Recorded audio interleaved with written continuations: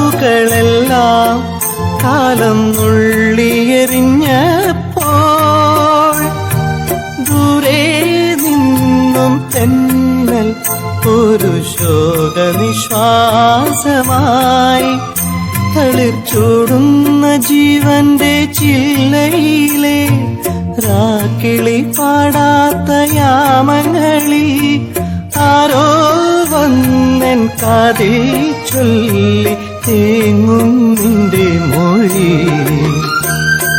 താനേ പൂവിട്ട മോഹം മോകം വിതുമ്പും നേരം പാടുന്നു സ്നേഹവേളയിൽ ഒരു സാന്ദ്ര സംഗമഗാനം